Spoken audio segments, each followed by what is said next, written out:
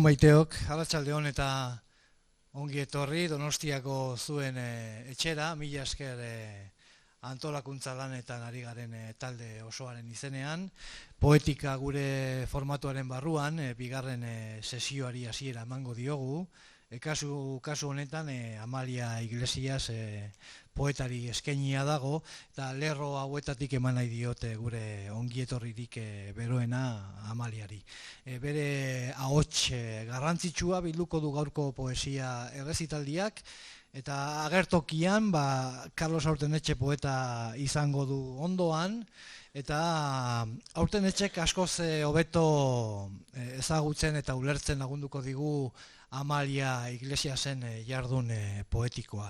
Errezitaldiak Garazi Navasen laguntza izango du, musikeneko ikasle eta akordeoilari gazteak ekitaldi honetarako beren beregi prestatutako bere repertorio propioa, improvisazio batzuk eskainiko dizkigu. Eta besterik ez, mila esker gonbidapena onartu izanagatik hiruroi, eta zui ere eskerrik asko gurera etortzeagatik, zoriontsu gara aretoa hola ikusteagatik. Hola, ¿qué tal? ¿Qué tal están? Muy buenas tardes a todos, bienvenidas. Bienvenidos al Centro Cultural Koldo Mitxelena. Saludamos también a aquellas personas que están siguiendo esta sesión a través de internet, en cualquier lugar del mundo, en streaming. A todos ellos un saludo muy cordial y por supuesto al público que aquí nos acompaña. Les agradezco su regreso y como hay caras nuevas, pues también es obligado darles las gracias. Vamos a asistir hoy a lo que es uno de los recitales más esperados de la segunda edición del ciclo Poética, y cabe hablar así de la relevancia de este acto, sin duda, por la radical autenticidad humana y artística y la implacabilidad moral y vital de las invitadas e invitado que hoy nos acompañan. Amalia Iglesias, Carlos Aurtenetxe y Garazi Navas, muy buenas tardes a los tres. Un honor y un placer compartir esta presentación con vosotras y contigo, Carlos. Les presento a nuestras invitadas de esta tarde. Amalia Iglesias, ¿qué tal? Buenas tardes, Amalia. Hola, encantada. Amalia Iglesias obtuvo el premio Adonais de poesía, que está considerado uno de los galardones de poesía más prestigiosos del mundo, con solo 22 años. Lo que ya certifica que estamos, sin lugar a dudas, ante una poeta con clara conciencia de lo que eso suponía, y que desde entonces ha sabido dar forma a una extensa obra en la que se expone como una poeta significada e imperecedera para la poesía que atraviesa todas las generaciones y todos los ciclos y tiempos. Es licenciada en Filología Hispánica por la Universidad de Deusto, ha dedicado las 3 últimas décadas al periodismo y la gestión cultural, dirigió revista de libros en su primera época y actualmente y desde hace varios años colabora con Revista de Occidente. Si no me equivoco, discípula y amiga de María Zambrano durante sus últimos años de vida. Es además co-guionista del documental Antonio Gamoneda, Escritura y Alquimia. Su obra ha merecido numerosos reconocimientos y sus libros más recientes son 2 libros de poesía titulados La sed del río y Tótem Espantapájaros. Y acaba de publicar además la antología generacional Sombras Diversas, un nuevo mapa de la poesía escrita por mujeres. Esta tarde, hoy y aquí, viene a mostrarnos su raíz íntima, su hondura lírica y su mundo en plenitud o de plenitud poética. Nuestra segunda invitada, por su parte, es estudiante de último curso de Musikene.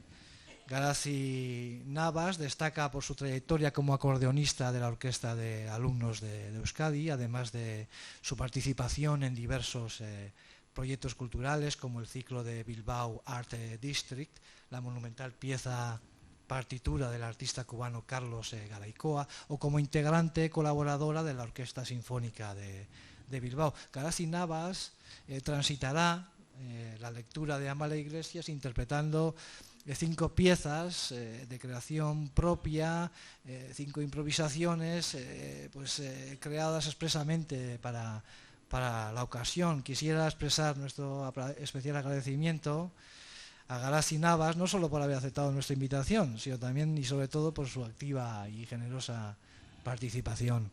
Y nos acompaña Carlos Aurteneche. Hola, Carlos, buenas tardes. Hola, buenas tardes. Ni que decir tiene que recibas una vez más el testimonio de nuestra mayor consideración. Qué gran privilegio tener aquí a uno de nuestros maestros. Es también de lo más oportuno exponer su estrecha vinculación, amistad y estima con Amalia Iglesias y con Antonio Gamoneda, al que he mencionado anteriormente, sin duda provocada por su encarnación poética, su independencia, sus obras como ejemplo de integridad, de honestidad y de fidelidad con la palabra, y su forma de participar de unos postulados y de unas intenciones poéticas que se parecen y que tienen que ver entre sí. Absolutamente fuera de las jerarquías en las que se trenzan las leyes de mercado, los falsos relatos históricos y los hilos directos con Dios, la obra de Aurteneche es otra cosa, es otro lenguaje, un desafío a nuestra conciencia, una sacudida descomplaciente, una reexistencia conmovedora. Es el más alto latido de la palabra que nos expulsa y nos ampara. Amalia Iglesias alguna vez ha dicho que escribía para no volverse loca. Hace tiempo lo dijo. Y precisamente el penúltimo libro publicado por Carlos Aurteneche se titula La locura del cielo. Hoy aparecen juntos sobre este escenario, convocados desde ese inmoderado dolor que el mundo les produce y que los dos han sabido convertir en la mejor y más perdurable lucidez. Les dejo ya con Carlos Aurteneche, la poesía de Amalia Iglesias y el argumento musical de Garazi Navas. Muchas gracias a todas y a todos.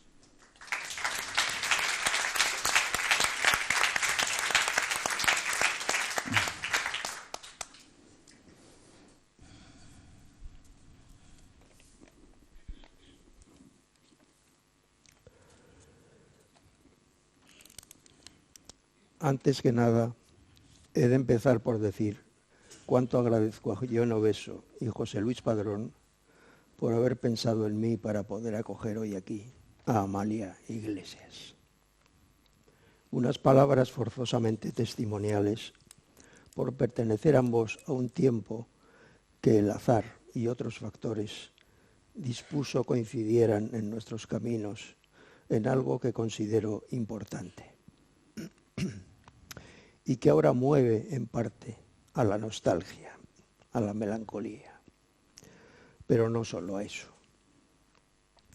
Nombres que veo todos los días enmarcados en casa, haciendo alusión, bajo el epígrafe de poetas vascos, a unos actos celebrados en Bilbao entre el 20 y el 26 de abril, y donde aparecen nombres de Cantil y otros, como Irigoyen, Sánchez Hostiz, Aranguren, yo mismo, Aramburukópulos, Castellano, Aguirre Gandarias, Eduardo Apodaca, Elías Igartua, Achaga, Juaristi, Urreta Vizcaya, Lete, Irastorza, poetas por su pueblo, entre otros, y todos nuestros mundos.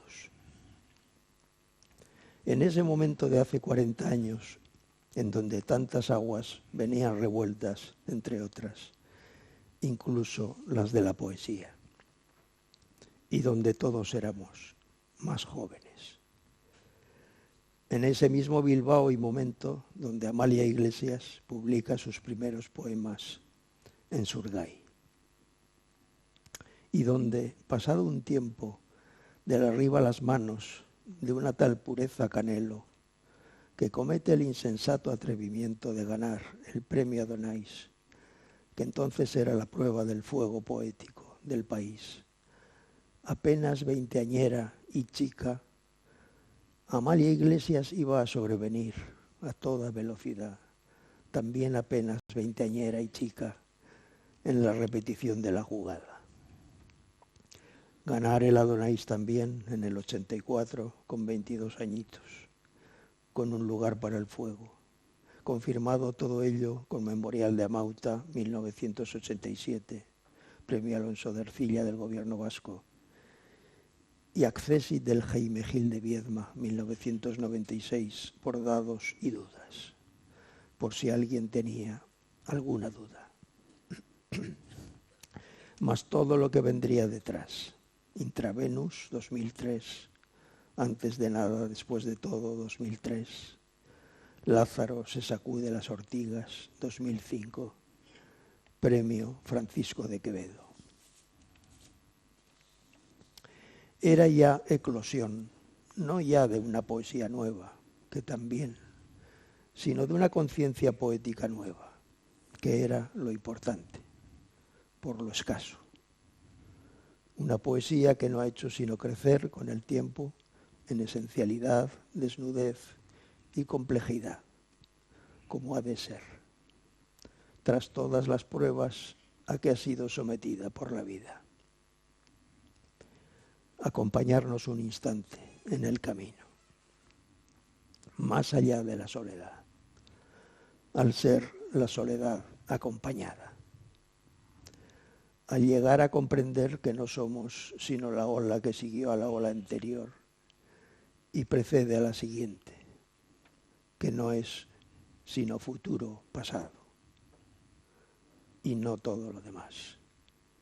En el asombro, la estupefacción del ejercicio del ser a través de la palabra, entre la mismidad y la genidad, al rebasar al cielo que nada sabe de nosotros, de nada ni de nadie, ni de sí mismo, ni de cuanto ejecuta y destruye, indiferente, sin fin, en su justa o injusta medida y desmedida. Bajo el inescrutable orden de nuestras palabras, o al menos de las del soneto de Shakespeare, que desnudaba a dioses y monarcas en escena, incluso apoyado por la reina de Inglaterra. No como aquí, que enseguida aplicaría el 155 democráticamente, unos siglos después del infinito tiempo.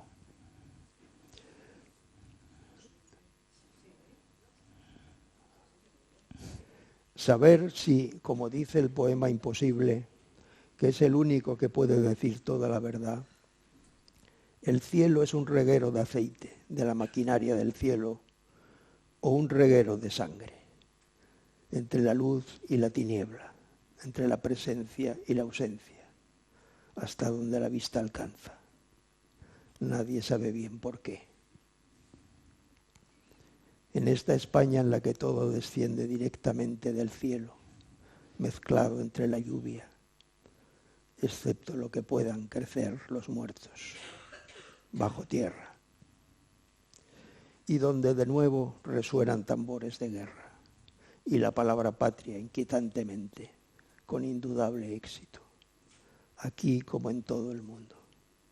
Todo, por supuesto, democráticamente, institucionalmente y constitucionalmente, bajo el perdón y el perdón de los pecados convenientemente inventados naturalmente. Y el 155, en el fondo de nuestros intrépidos corazones, así en la tierra como en el cielo, allí donde se vive y se muere como Dios manda.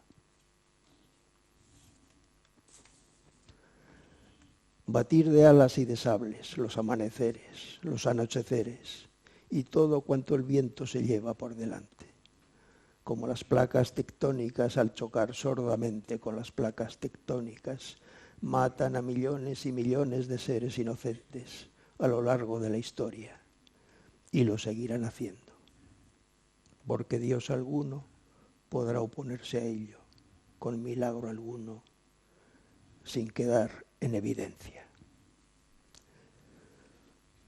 Cuando Amalia comienza el poema imposible del vivir, del morir, el único que dice toda la verdad, con cavar una fosa, edificar una casa, y lo concluye: entre derribo y derribo, cavar una casa, edificar una fosa.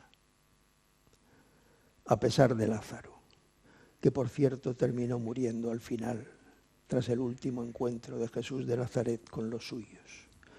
Pero eso ya no figura en los registros, porque a nadie conviene. Mas Amalia ya lo advierte en El peso de la sombra, porque Lázaro sabe que habrá de regresar después de todo. Justo allí donde el milagro se limitaba a Lázaro, pero jamás al que estaba al lado de Lázaro, que tenía derecho al milagro como Lázaro. Mas siempre el de al lado era el gran olvidado. El más importante siempre es el olvidado. Jesús de Nazaret administraba los milagros al inventar la metáfora del contrapoder contra el poder de Roma y el lavado de manos de Poncio Pilatos. Jesús de Nazaret no hubiera pasado igual a la historia sin su aversión política al poder imperial de Roma que le llevó a su crucifixión, al rebasar el imperio. Porque lo que cuenta es el entredos, la entretela, la duermevela del poema, que es mortal, no inmortal, para ser tan real como el mundo, al decir el mundo, al rebasar al cielo que todo lo ignora de todo, de todos y además de sí mismo, al ser ya más que una entelequia, carne de conciencia del mundo en ti. Así ha de ser el poema que todo lo rebasa y a nadie salva o conviene, al acceder a lo inalcanzablemente humano, lo innavegable, lo ingobernable, lo inmanejable. Mas cuando el camino y el paso en el camino y la sombra en el camino, al cabo, nos otorga el don de la perspectiva. Cuando el implacable azar nos juega con nosotros. Cuando el terrible cielo, la locura del cielo, nos juega indiferente. Cuando el terrible dolor, que es de todos y de nadie, nos juega. Cuando la terrible tierra, que es de todos y de nadie, tan desigualmente, nos juega y nos deshace. Cuando la inapelable mar es de todos y de nadie y del naufragio, nos juega. Cuando el terrible tiempo que fue, es y será de todos y de nadie, nos juega sin desmayo.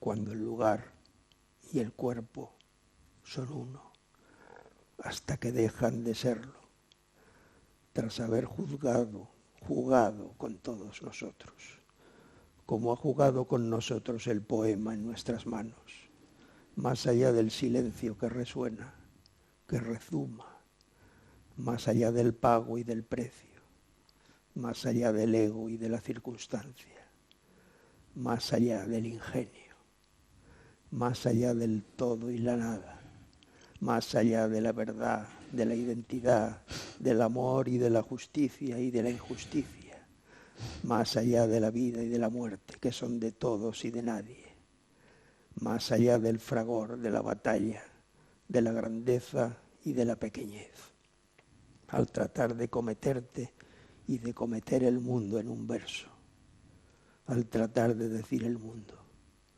más allá de la exultación, de la victoria, de la desesperación, del horror y la belleza, del poder y la gloria y del imperio, más allá de toda utilidad, más allá de la palabra que rebasa la palabra, más allá del cese de todo ello.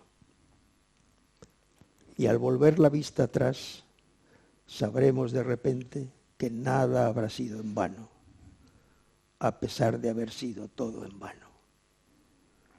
Al saber que la poesía de Amalia Iglesias ha trascendido a todo ello, a pesar de haber sido puesta a prueba de singular manera, allí por donde ha pasado, con el tono justo y la precisión requerida y necesaria en su palabra, al haber sido capaz de hacer de la dificultad virtud, al haber sabido ser terráquea, celeste y definitivamente universal, de una manera categóricamente indiscutible, a pesar de los pesares, como ha de ser, donde pasa todo lo que pasa, hasta las estrellas, todo menos que la muerte muera, sino todo lo contrario.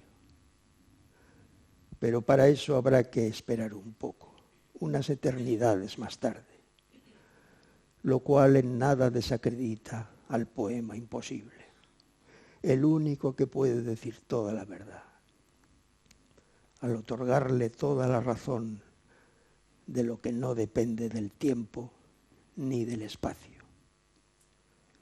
Tú que has triunfado y regresado de la enfermedad, con la enfermedad y la curación del poema en tus manos, el poema incurable, imparable, más rojo que la sangre, más negro que el cielo eternamente negro, como el mundo, el poema verdadero, con la pureza del instante, sin fin. Gracias, gracias Amalia. Gracias, Amalia Iglesias, por todo ello. Gracias a ti. Gracias.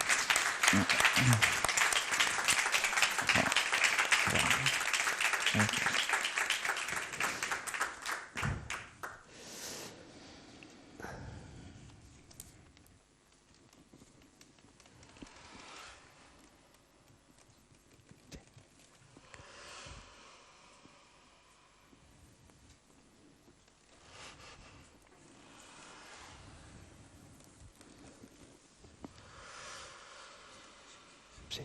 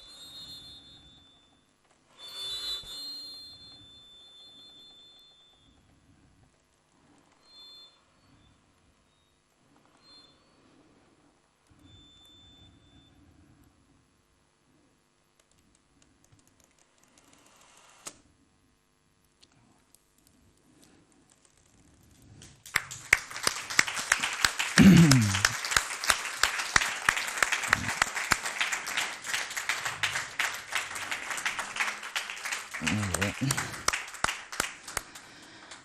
Hola, buenas tardes a todos.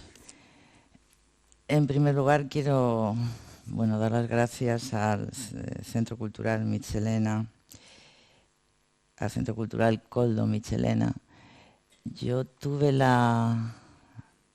privilegio y la oportunidad de entrevistar en mis comienzos periodísticos a Koldo Mitxelena y siempre mantengo un recuerdo muy, muy vivo de su presencia y de sus palabras. Gracias también a Musiquene y esta maravilla, a Grazzi por esa música que respira, a Jon Obeso por haber insistido para que estuviera aquí y, cómo no, no tengo palabras para agradecer a Carlos, que para mí es toda una referencia poética, sin duda un maestro. Pues también es una maravilla estar acompañada por sus palabras. Y también a José Luis Padrón, que pues contribuye también a que hoy me sienta muy bien acogida y muy bien acompañada. Voy a intentar empezar por el principio y leer De un lugar para el fuego, ese primer libro al que hacía referencia Carlos, del premio Adonais. Voy a leer 2 o 3 poemas.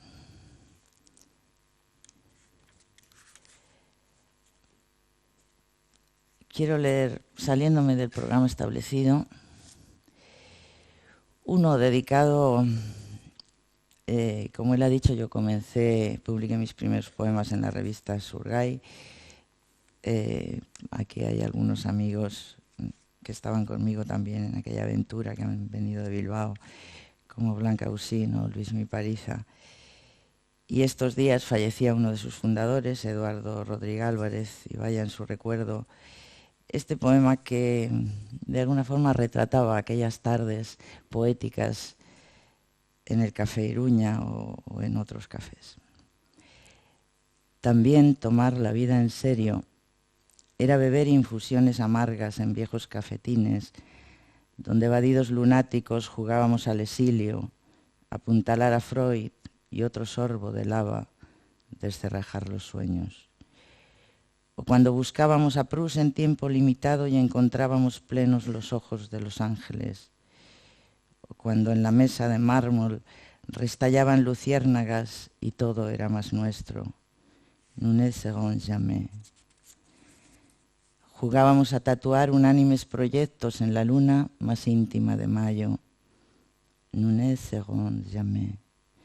Y retornar después, abrirnos a la bruma, cruzar todos los puentes y dejar, si es posible, una caricia varada entre la niebla.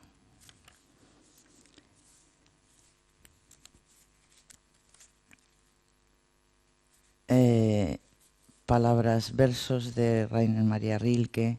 Extíngueme los ojos, puedo verte, tápame los oídos, puedo oírte, y aún sin pies puedo ir hasta ti, y aún sin boca puedo conjurarte.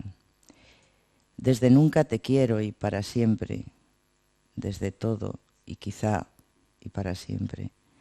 Desde el rotundo rayo que sube por la acequia de las horas al látigo crecido en mis pupilas ponientes, veloz mi voz, mi viento, vértigo de desembocadura y el más ingrato delta para acabar el viaje.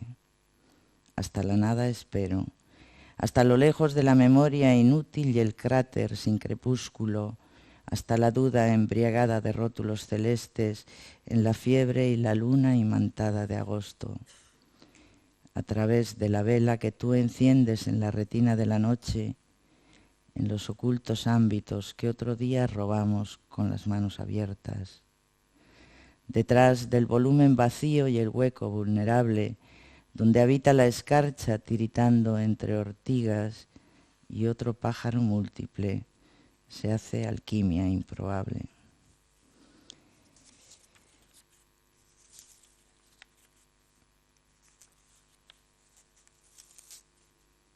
Yo era una niña de pueblo, transportada a Bilbao en el año 75 por, bueno, esas migraciones, aquellas migraciones internas de la gente que nos íbamos a un lugar más habitable que entonces los pueblos no ofrecían, y sigue sin ser así. Y este poema es el regreso años después a la casa del pueblo. Ítaca no existe.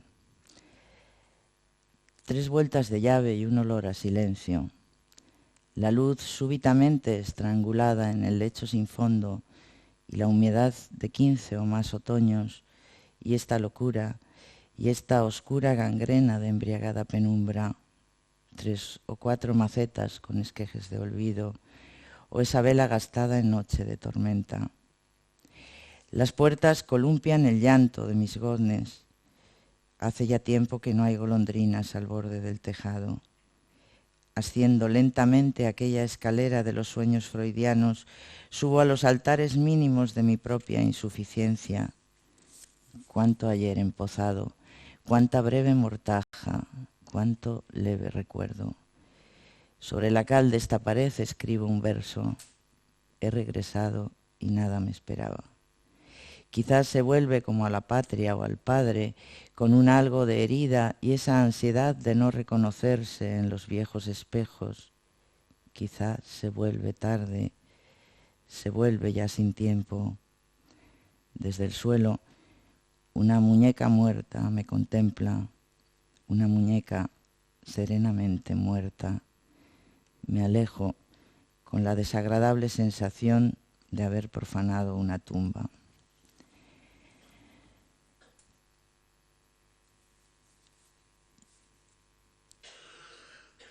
De Memorial de Amauta,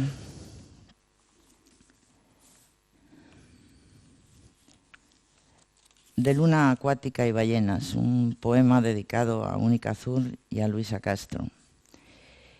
Noche profunda de luna acuática y ballenas. Escuchas cómo nutre a la piedra esta luz aturdida. El viento tiembla, tremor del lecho sobre el lomo del mar. Entre sus lentas fauces otras voces rozan apenas tu pozo de ansiedad, leve murmullo. Profunda luna de noche acuática y ballenas. La claridad renace como una grieta en la penumbra, tal vez desciende del otro lado de unas manos abiertas para ti, la densa irrealidad que tibia ondea tu sueño más anónimo. Y aún seguirás en la playa a la hora en que se duerman los albatros, predestinada a recoger eternamente la lujuria del agua y un laberinto de algas ascendiendo a tus sienes cuando toda la sed es muerte inaplazable. Oyes tu desnudez, oyes nadar más lejos su imperio ensimismado. La luna está besando sus grandes ojos tristes y susurras un nombre, Moby Dick, con el agua en los labios, ahora que todavía sabe a sal su piel de luna más profunda, de luna acuática y ballenas.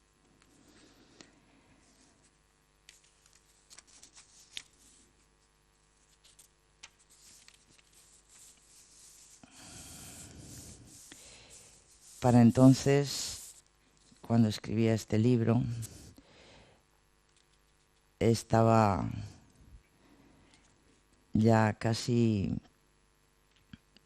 volando de Bilbao a otra ciudad, a Madrid, y escribí este poema. Del norte. Vienen del norte. Tú dices adiós a todo esto.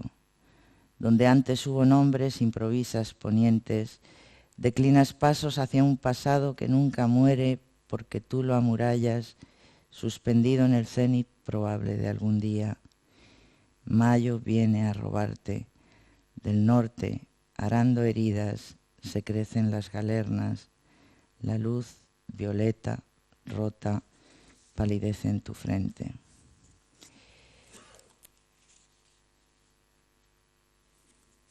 Y aunque de este libro, digo para darle la pista a Garazzi, iba a acabar con otro poema que se llama Hacia los afluentes, dado que se ha citado aquí a María Zambrano, que para mí fue una presencia importante, porque tuve, como se ha dicho, la oportunidad de conocerla y tratarla en sus últimos años.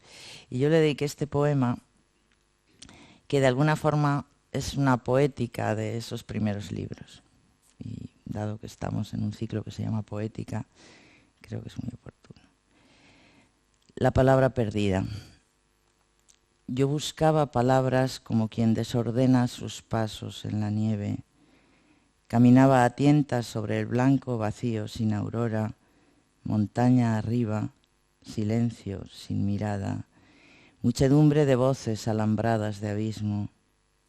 Y quise en cada huella un fulgor innombrable, derramada belleza de un verso que no existe, las alas de la luz, los goznes de la luz.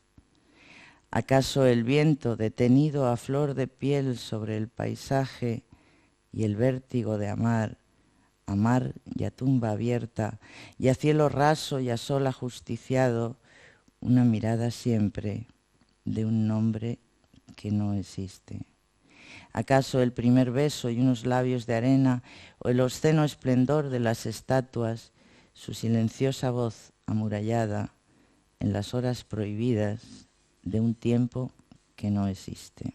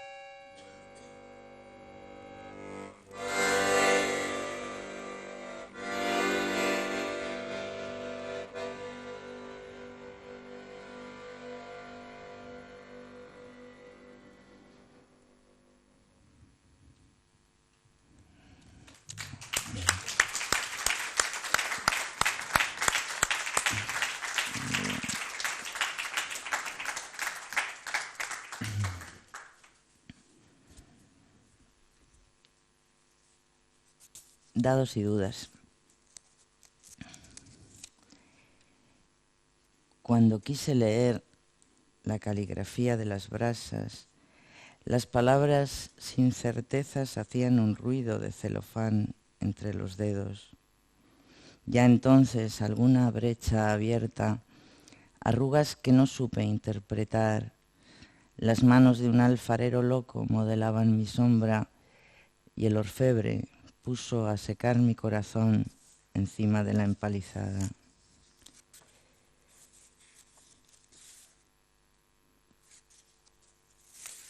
Amanece en el tren. Un rumor de raíles desata la cremallera en mi paisaje. El cielo abre sus párpados, instante en que no sabes si acabas de partir o estás a punto de llegar.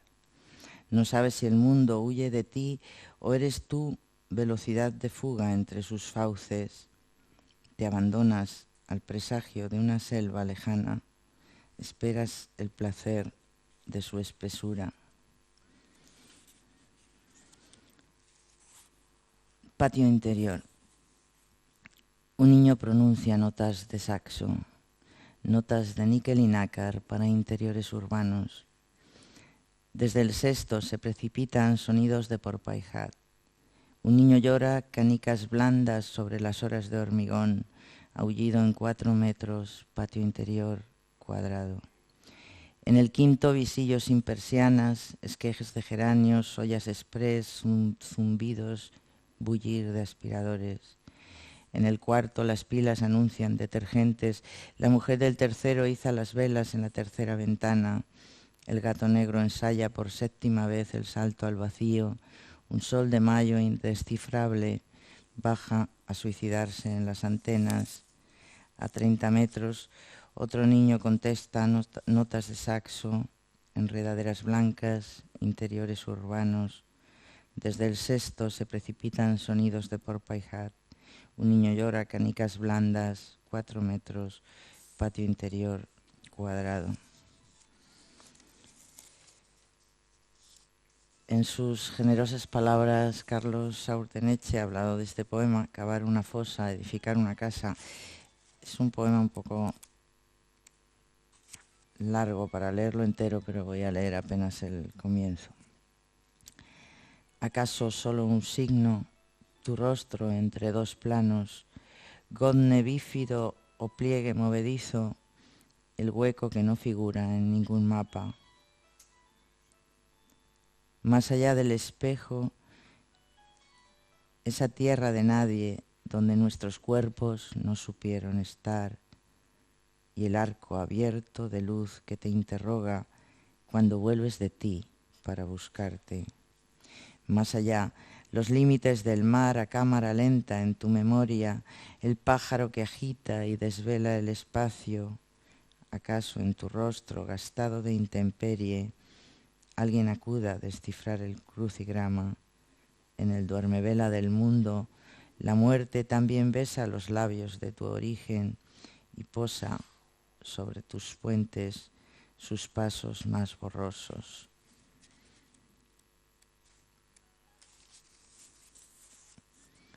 Y el último fragmento. Cavar una fosa, edificar una casa, sobre las ruinas de las ruinas, ahora y siempre, por los siglos de los siglos, la vida siempre en obras. Un basurero atesora la indiferente memoria de los días. ¿Quién reciclará nuestros despojos? ¿Quién regalará fascículos con nuestra colección de instantes? ¿Qué teletipos darán noticia de la simulación de un sueño? ¿Quién archivará cuidadosamente nuestros nombres y hasta el penúltimo inventario? ¿En qué autopista o hiperespacio habitaremos? ¿Qué internet hacia Dios por si lo escucha? Entre derribo y derribo, cavar una casa, edificar una fosa. De Lázaro se sacude las ortigas.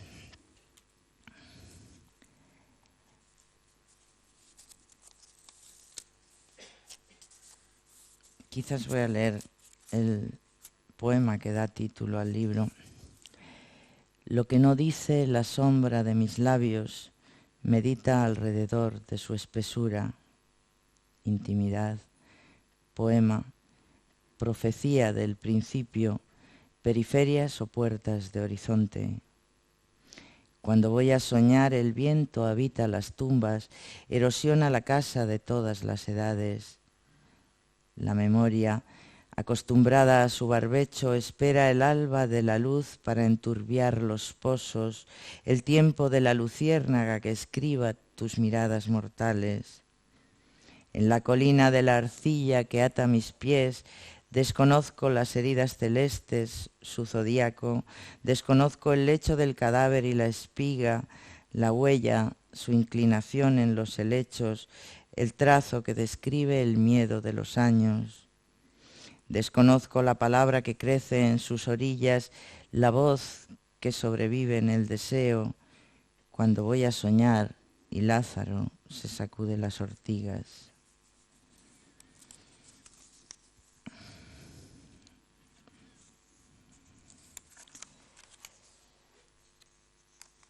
Imán de ti. Lleva una cita de Vicente Huidobro que dice: tengo una atmósfera propia en tu aliento, la fabulosa seguridad de tu mirada con sus constelaciones íntimas. Cuando te pienso se desatan atractores extraños, mi cuerpo se desplaza, se hace trizas en todas direcciones para encontrarte y así vuelvo a nacer cuando te abrazo. En el microclima de tu piel, mis briznas se conjugan con verbos desconocidos, se recomponen lejos de las palabras párvulas y huérfanas. Así vuelvo a nacer con los poros imantados de ti, tu piel tira de ellos desde la distancia, hundo mis pies en tu océano, me abandono a la química de las pasiones y a un solo movimiento tuyo se ordenan mis hormonas, mis células, mis glándulas, en el concierto del deseo sin ataduras ni sintaxis. Y creo más en ti que en el silencio sobrecogido de las catedrales, contigo sobrepaso el umbral de todas las incertidumbres, en ti el cobijo, el dintel, mi bóveda, mi ménsula, mi arquitrabe gozoso, me edificas, me construyes, me sostienes. El metropolitano ruge debajo de mi casa como un dragón de horario estremecido y yo me protejo en la fortaleza de tus extremidades. Vadeo un río toda la noche para buscar el refugio de tu origen. Tú, mi atmósfera, mi espacio abierto para entrar y salir sin centinela. Traes un aire nuevo entre tus labios y ya no sé respirar fuera de ti. Cuando tú no estás, el cielo detiene sus hélices de plomo, se enrarecen las palabras y no saben decirte. Sin razón. He interrogado hasta el amanecer al pozo de las preguntas. No es verdad que el corazón sepa decirse mejor en esa hora. He interrogado a la memoria y al camino y al cielo turbio que coagulaba dudas, pero no bastaba crecer en los escombros del verbo ni formular la cicatriz reciente. Un paisaje sembrado de puertas, entran y salen las mascarillas de la muerte, un paisaje de paredes que respiran, de muros taladrados por sus pupilas insomnes. Buscas inútilmente el rostro y sus certezas para que el miedo aprenda a descifrar más despacio los pasos. Una breve respuesta bastaría para narcotizar la angustia o el sopor de ser, gota a gota, un espectro. Buscas las piezas del puzzle que faltaban, amontonas los trozos, pero se quedan fuera los detalles. Una respuesta a ciegas bastaría, pero en los pasillos de la noche solo se escucha el rumor de sus pies en el umbral del frío.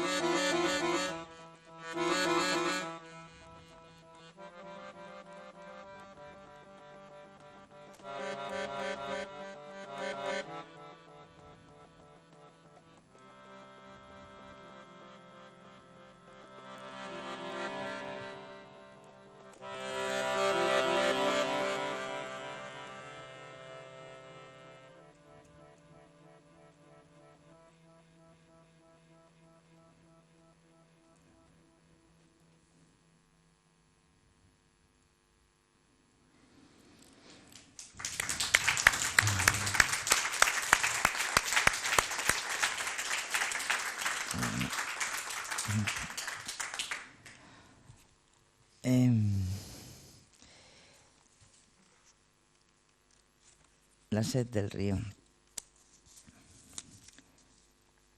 La inquietud sin la respuesta, el río. La costumbre de saber precipitarse y dejarse arrastrar hasta la espuma, como quien quiere llegar a su retorno. Un mapa yace enterrado en su sangre. Te he visto huir de la multitud para buscarlo. Un cuerpo quiere escribirse solo en las afueras para ignorar las sombras que adelgazan. La sed del río y la inquietud sin cauce.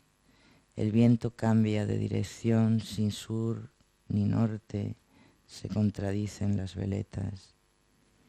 Cerca, todavía, insaciables surtidores de versos, otro poema que apague la penumbra, aunque nada pueda detener su médula de lluvia y madriguera. Alzas los ojos para no ver tu sombra, vuelan pájaros, nubes, y a su lado oscuro, vuela también su sombra. Los recuerdos acechan como liebres que duermen con los ojos abiertos. La sed del río.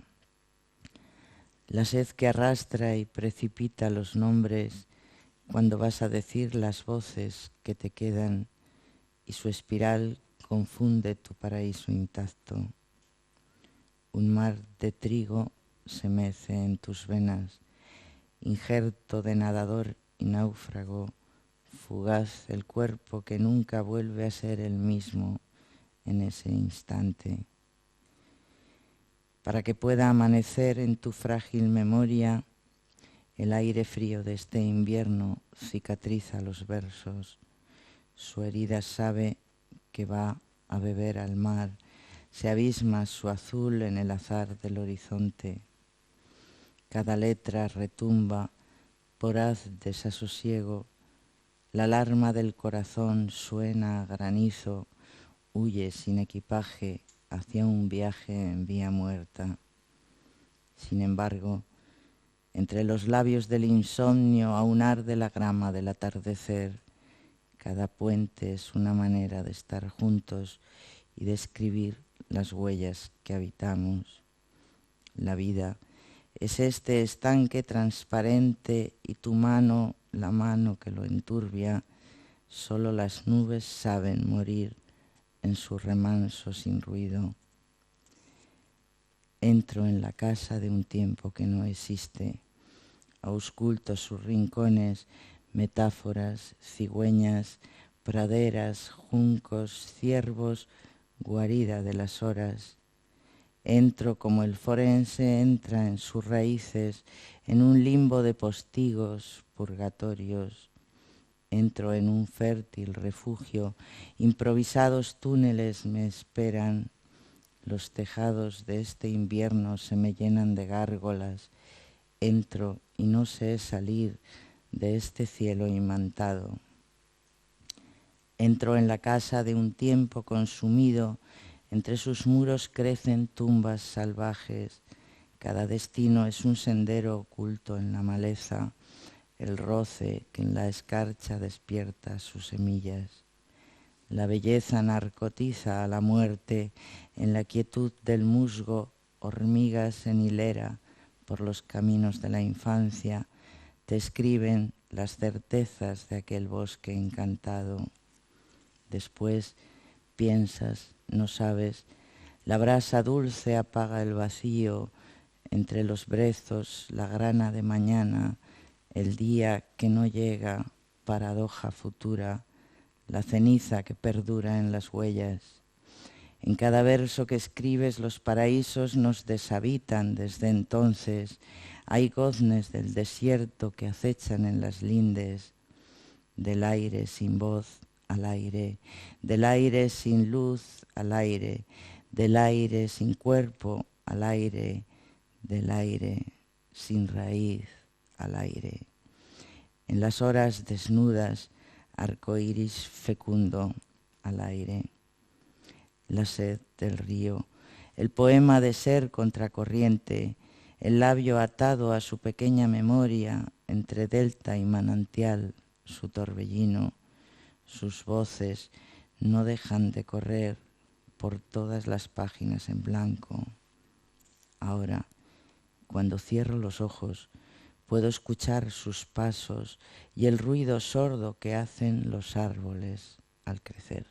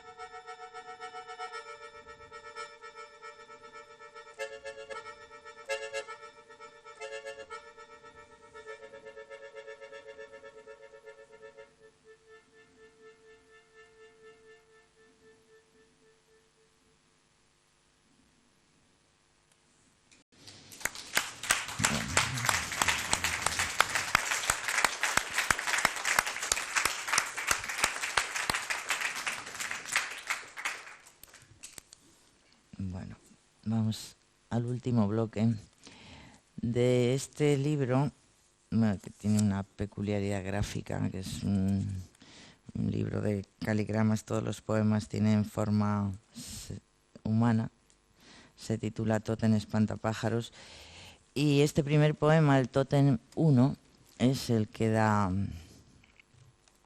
un poco más descriptivo del libro.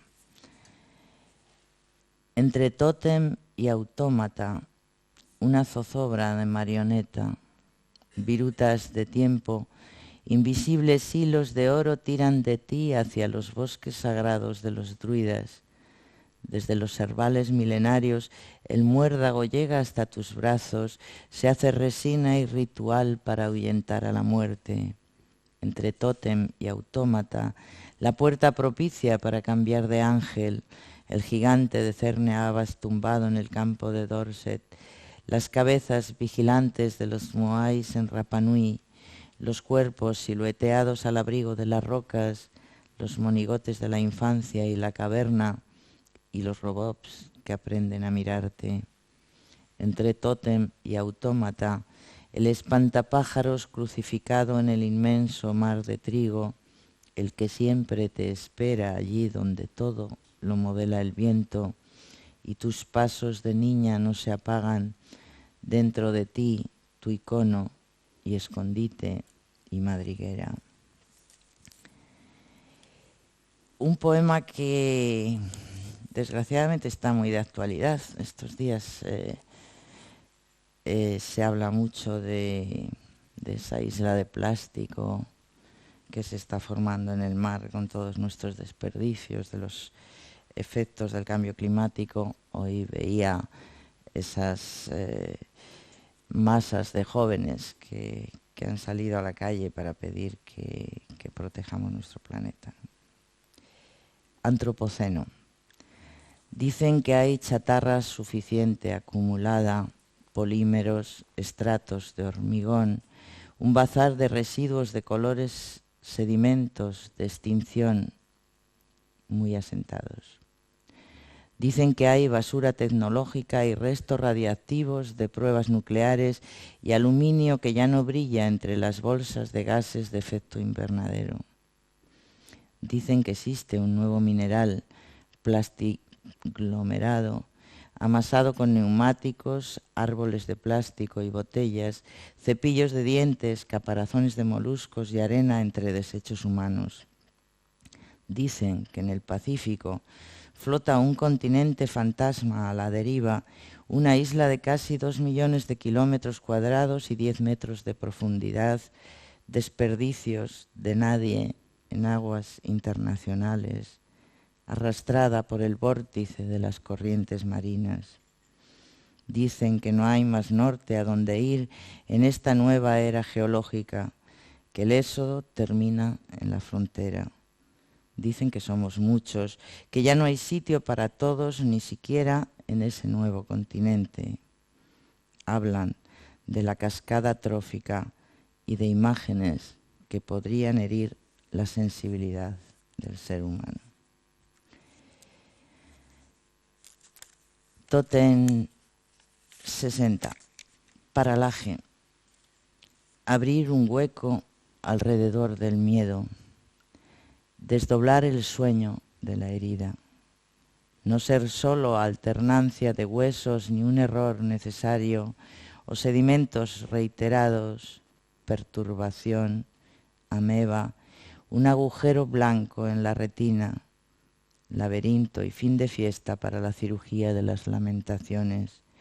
No ser solo testigos de la demolición fuera de juego, paradojas o espantajos de sangre saturada, ni chamanes de guardia.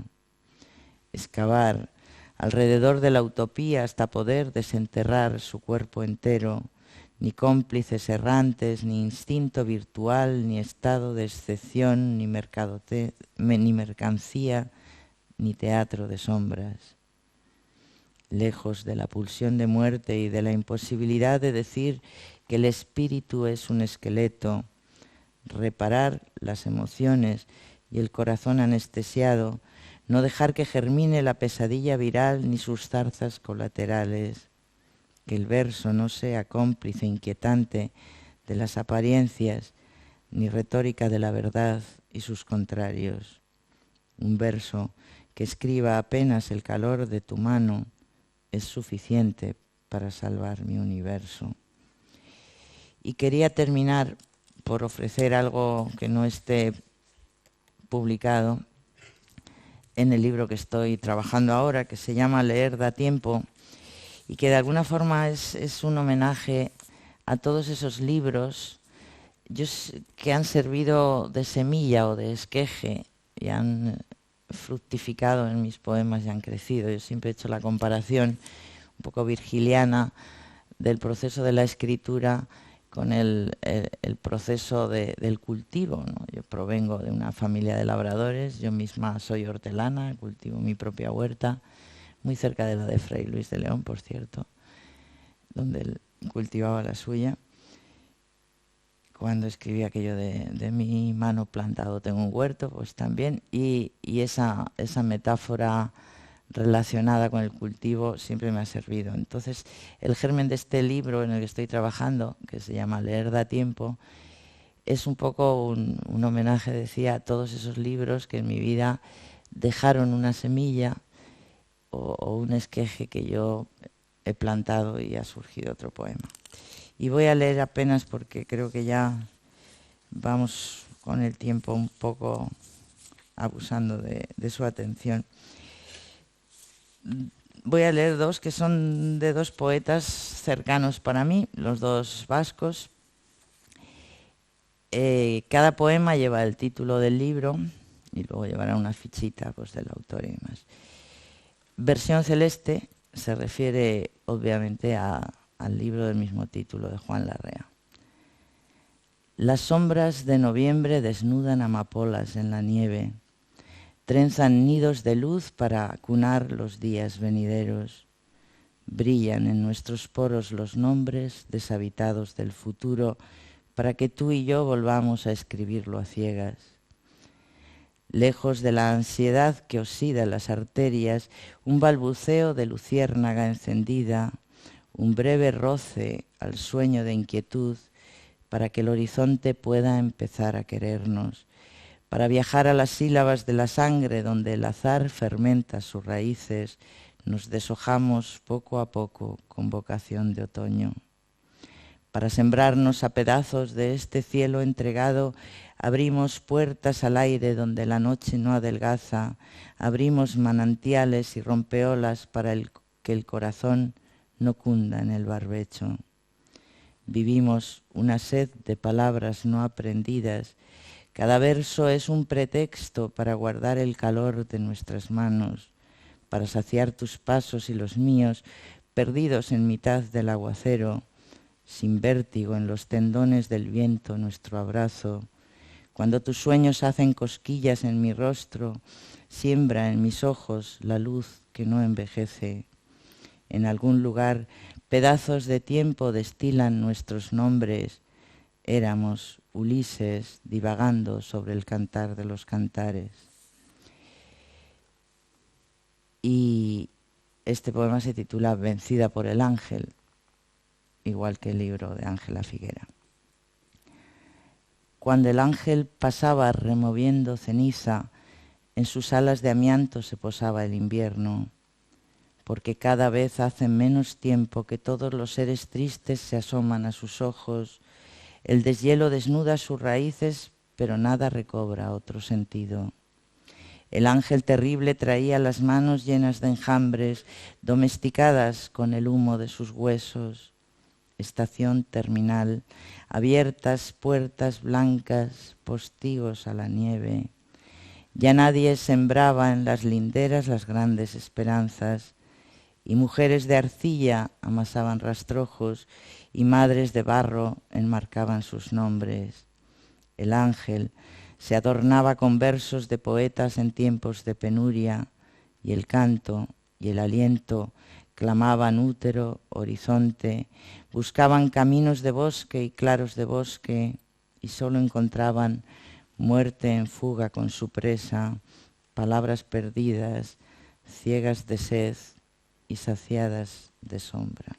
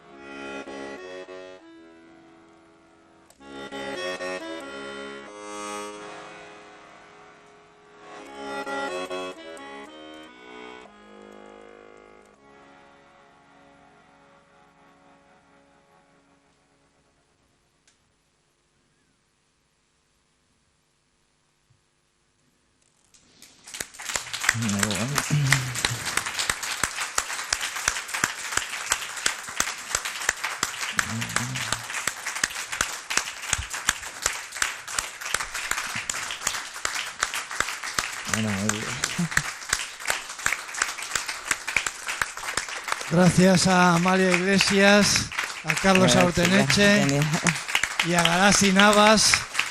Me decía ahora mismo Emilio Varela, un poeta, me decía, una maravilla. ¿Para qué voy a añadir yo nada más? Concluye aquí la segunda sesión del ciclo Poética y les convoco ya a una tercera que será el próximo 12 de abril en euskera y con Carlos Níaz Asoro como poeta invitado. Yo creo que es el momento de que sigamos disfrutando de esta noche transparente. Muchas gracias a todos. Es que ricasco, Renarte. Muchas gracias.